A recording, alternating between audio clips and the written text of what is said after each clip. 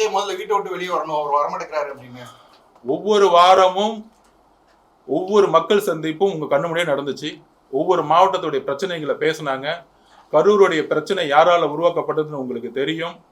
ஒரு நார்மலான கட்சி தலைவர் வெளியே சொல்றதுக்கும் ஒரு கட்சி தலைவர் வந்தா 1 லட்சம் பேர் 2 லட்சம் பேர் வரும்பொழுது மக்களுடைய பாதுகாப்பை சார்ந்து நாங்க காவல்துறையோடைய பர்மிஷனை நாட வேண்டிய சுச்சுவேஷன் எங்களுக்கு இருக்கு. ஒரு 30 வருஷ வாழ்க்கையில நம்பர் 1 ஆகிறதுக்கு 16 மணி நேரம் 18 மணி நேரம் உழைச்சி அந்த இடத்துக்கு வந்திருக்காரு. வீட்டுல யாரும் சும்மா இருந்து சினிமா துறையில நம்பர் 1 ஆக முடியாது. 18 மணி நேரம் உங்களுக்கு தெரியும் சினிமா துறையை பத்தி. 16 மணி நேரம் 18 மணி நேரம் உழைச்சா மட்டும்தான் அந்த இடத்த நீங்க ஹோல்ட் பண்ண முடியும். அப்ப 18 மணி நேரம் உழைச்சி அவருடைய துறையில நம்பர் 1 இருக்கிறவருக்கு அந்த துறையை தூக்கி போட்டுட்டு இந்த துறையில நம்ம மக்கள் முன்னாடி ப்ரூவ் பண்ணோம்னா அவர் 24 மணி நேரத்துல 22 மணி நேரம் ரோட்ல நடக்கிறது ரெடியா இருக்கிறார். மராத்தன்மை ஓரத்துக்கு ரெடியா இருக்கிறார். ஆனால் காவல்துறையோட பர்மிஷன் என்ன சொல்லுது? எஸ்ஓபி நீங்க படிச்சீங்களா இல்லையான்னு எனக்கு தெரியல. தயவு செஞ்சு பத்திரிகையாளர் எஸ்ஓபியை படிங்க. இது வரைக்கும் தமிழ்நாட்டுல எந்த முதலமைச்சரும் இந்த மாதிரி எஸ்ஓபியை பதிவு பண்ணதே கிடையாது. 30 நாள் ஆகும். மக்களுடைய பாதுகாப்புக்கு அந்த கட்சி கூட்டம் தான் பொறுப்புன்னு சொல்றாங்க. தமிழ்நாட்டுல ஒவ்வொரு டிஸ்ட்ரிக்ட்லயும் ஆர்மடு போலீஸ் இருக்கு. உங்களுக்கு தெரியும் எதுக்காக இருக்கு? இந்த மாதிரி கூட்டம் வரும்பொழுது, திருவிழாக்கள் வரும் பொழுது மக்களுடைய பாதுகாப்பு அவங்க உறுதி செய்யணும். அவங்க சொல்லி நாங்க செய்யலன்னா அப்ப நம்ம பர்மிஷன் டினே பண்ணலாம். நாங்க எங்களுடைய கோரிக்கையை நாங்க தலைவர் வராரு பர்மிஷன் வராருன்னா எங்களோட கோரிக்கைப்படி மக்கள் திருச்சி கூட்டம் நீங்க பாத்திருப்பீங்க. 7க்கு 11 கிலோமீட்டருக்கு 7 மணி நேரம் ஆச்சு. திருவாரூர் கூட்டம் 3 கிலோமீட்டருக்கு 3 மணி நேரம் ஆச்சு. அப்போ மக்களுடைய கமிட்மெண்ட் அதிகமா இருக்கும் பொழுது எங்களுடைய நிர்வாகிகள் 2000 பேர் இருக்கலாம். எந்த கட்சியா இருந்தாலும் திமுக எதிர்கட்சியா இருக்கும் பொழுது கூட நிர்வாகிகள் 2000-3000 பேர் பாதுகாப்பு பண்ணி கொடுக்கலாம்.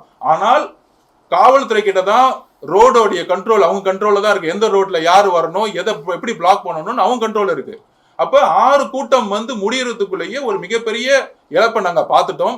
அந்த இழப்பு எங்களுக்கு நடக்கக்கூடாம இருக்கணும்னு இன்னும் நடக்கக்கூடாது இருக்குங்கிற தலைவருடைய மிகப்பெரிய எங்களுக்கு ஒரு மிகப்பெரிய ஒரு மக்களுடைய பாதுகாப்பு நோக்கி நாங்க போயிட்டு இருக்கோம். அப்ப ஒரு தலைவருடைய வருகை பிரச்சாரம்ங்கிறது முழுக்க முழுக்க காவல்துறையுடைய சப்போர்ட்டோட தான் நாங்க நடத்த முடியும்.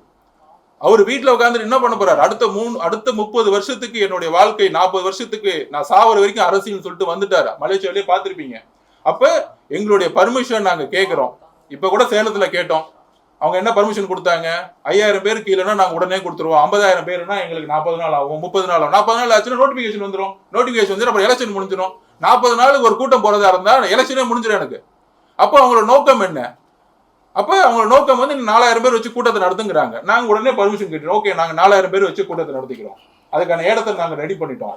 பாதுகாப்பை நீங்க உறுதிப்படுத்துங்க. இதுதான் நாங்க போலீஸை கேட்டுக்கோம். ஈரோடுல நாங்க சும்மா குறை சொல்ல போலீஸை. ஈரோடுல நாங்க பர்மிஷன் எடுத்து நடத்தினோம். அங்க இருக்க எஸ்பி உண்மையில நல்லா சப்போர்ட் பண்ணாங்க.